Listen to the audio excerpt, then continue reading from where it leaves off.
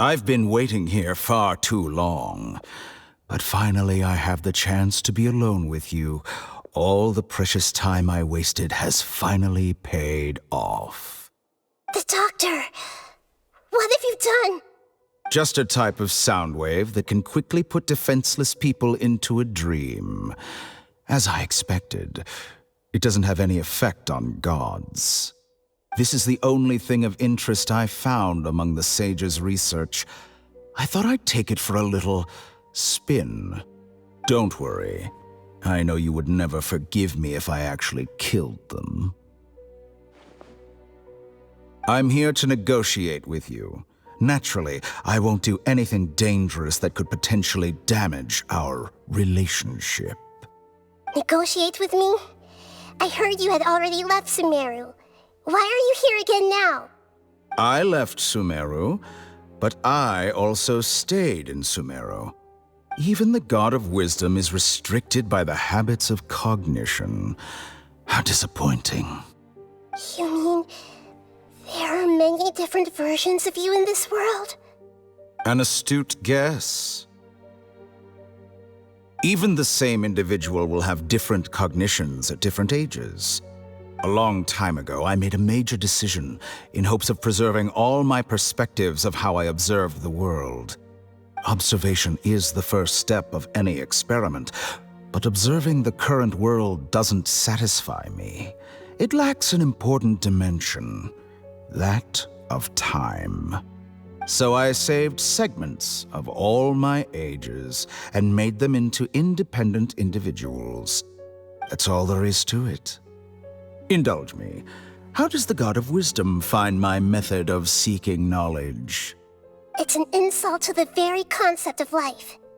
Life inherently has many rules and restrictions, each with its own significance and reason to exist. They can't be broken on a whim. Good. Amazing, even. Indeed, it's difficult for humans to make peace with themselves, not to mention oneself from a different period.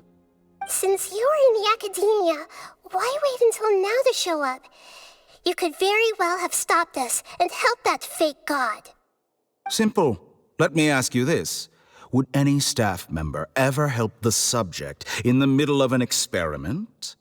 It was my experiment. So why should I interfere with the results? The academia saw the plan to create a god as their ultimate goal, yet you only saw it as an ordinary experiment. You really are crazy. If the experiment succeeded, you would have had a new god on your hands. How would you have faced your own god then? Would you still take the same stance? Would you still hold the same view of yourself? I'm first and foremost a scholar.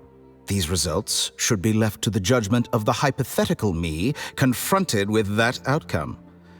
But you're right. And that's exactly why I'm disappointed with the conclusion of this experiment. As an individual, you don't have any sense of belonging.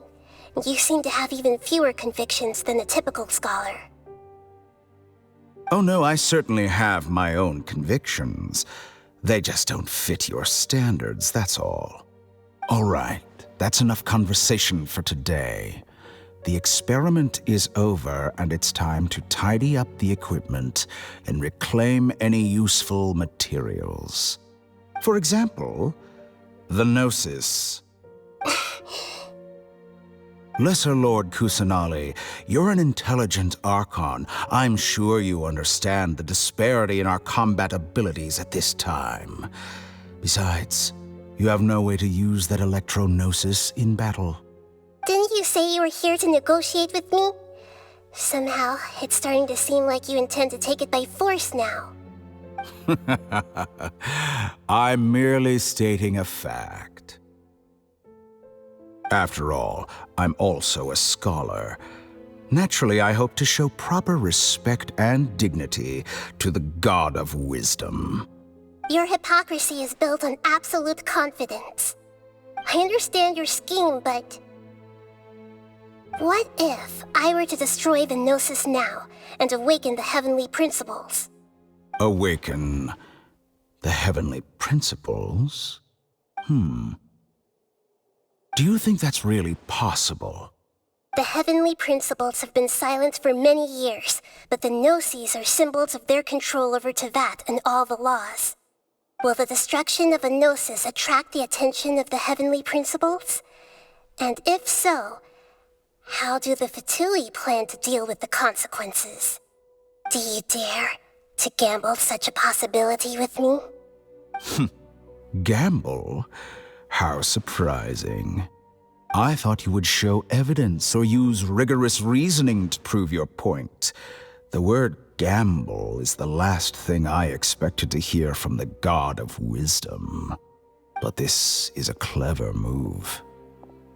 You must have seen through me when I first captured your consciousness. As a scholar, I respect all possibilities.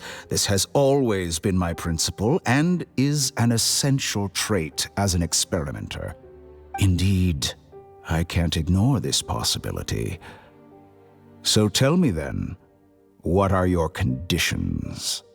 This foreign gnosis will only lead to disaster if it stays in Sumeru. But this electro-gnosis is the prize I obtained after defeating one of your fellow harbingers.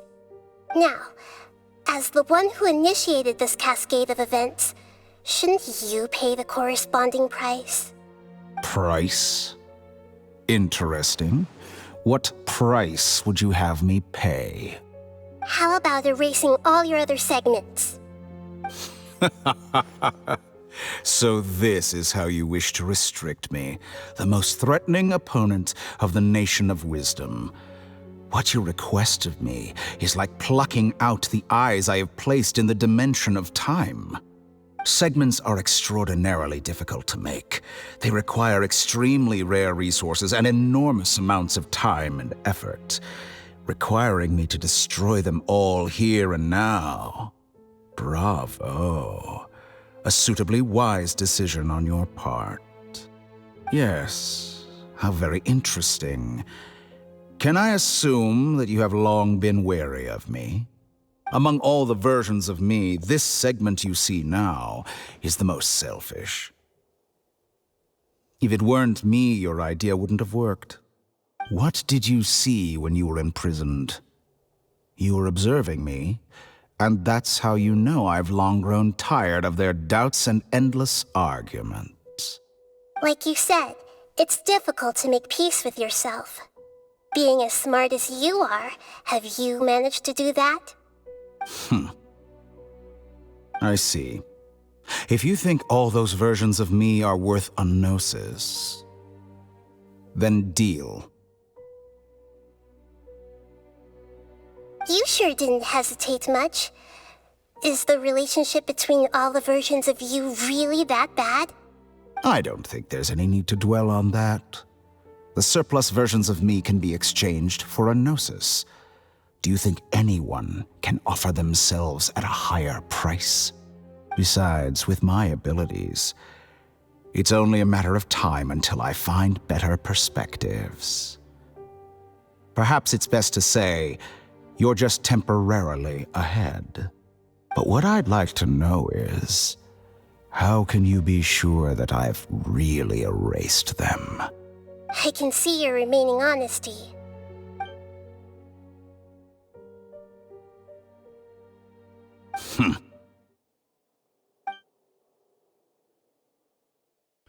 What a ridiculous decision! Sheer You can't be serious! How could I have been so short-sighted? You think this is the end? I'll have my revenge! You'll make this moment count.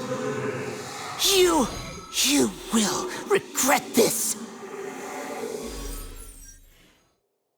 Well, have you confirmed that it's complete?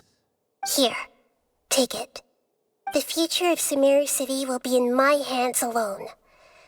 I will shut down the Akasha and let curiosity and the thirst for knowledge drive the realm of academics once again. There won't be any further gaps for you to exploit. It truly pains me that my academic achievements have never been appreciated in my homeland. Of course, I have no interest in being rejected by this city for a third time. Another chess piece. And where is your dendrognosis? Don't be greedy, Harbinger of Snezhnaya. No, this is a different transaction. If you intend to turn off the Akasha anyway, then there's no further use for the gnosis of Sumeru, is there? Besides, isn't it the Archon's duty to deliver what's desired of the Seeker? Oh, judging from your expression, you don't seem to find the idea very agreeable. Then let's think of it this way. Since you're the god of wisdom, how about I exchange some knowledge with you? People exchanging knowledge with the god of wisdom is the stuff of legends. Yet here you wish to exchange knowledge for the god of wisdom's property. Arrogant as that is, it has piqued my interest. Let me ask you, have you in all your mighty knowledge ever heard the rumor that the skies of Tevat are fake? Huh? That's the secret hidden by Ermin's soul concerning the truth of this world.